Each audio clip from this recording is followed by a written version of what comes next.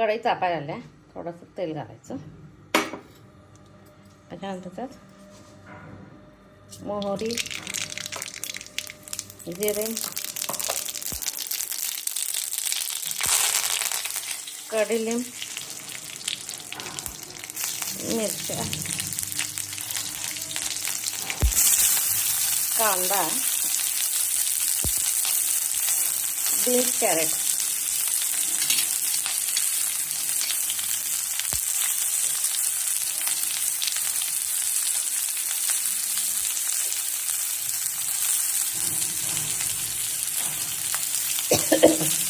त्याच्यात थोडीशी हळद.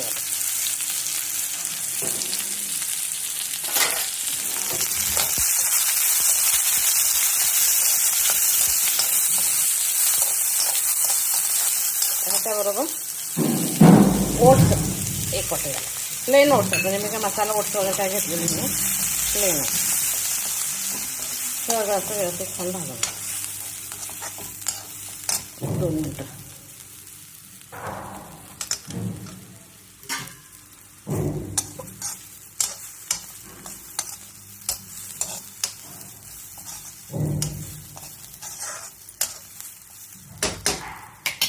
आता ह्याच्यात वाटाणे,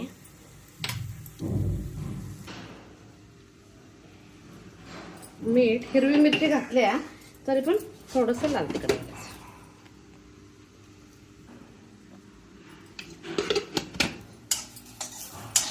परत असं हे करून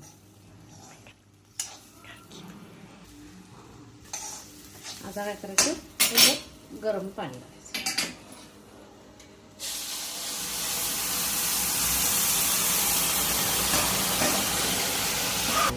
थोडासा गरम मसाला आणि थोडंसं जिरेपूड.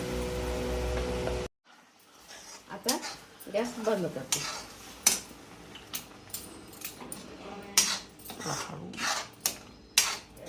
आता इकडं दूध तापायला ठेवले.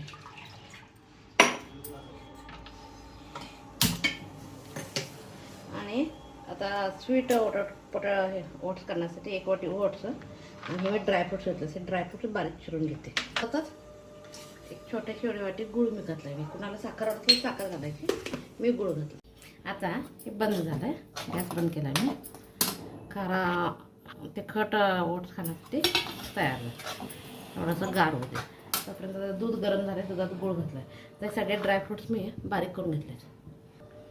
आता हे ह्याच्यात घालायचे. 1 वाटी ओट्स घालायचे आणि असं छान हलवायचं. दुधात केलं की टेस्ट छान येते.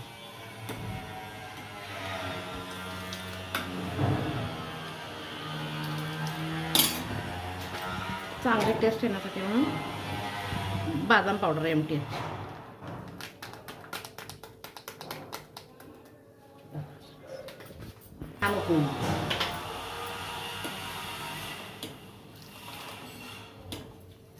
कारण दुधात ते शिजायला पाहिजे, शिजून गार करेक्ट होतंय. चांगलं उकळी यायला पाहिजे, उकळी आली की शिजलं.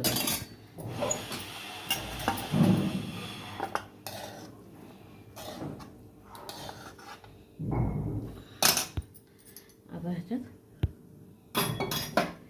1 चमचा तूप घालायचं. टेस्ट छान येते. खारा ओट्स खाण्यासाठी तयार आहे. स्वीट ओट्स वाढ आले 1-2 मिनटं उकळी यायला पाहिजे. उकळी आली की खाण्यासाठी तयार. आता हे स्वीट ओट्स खाण्यासाठी तयार झाले. आता काय करायचं, सगळे ड्रायफ्रूट्स ते सगळं आहे.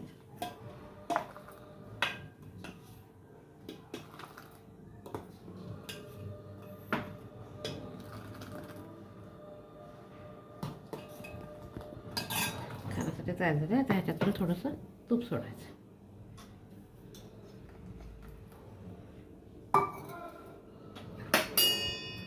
स्वीट ओट्स बदाम पावडर वापरून तयार केले. माझी रेसिपी आवडते तर लाईक शेअर करा. नुसतं स्वीट खायचं होणार नाही, पण साईडला थोडेसे चिप्स. माझी रेसिपी आवडते तर लाईक शेअर करा.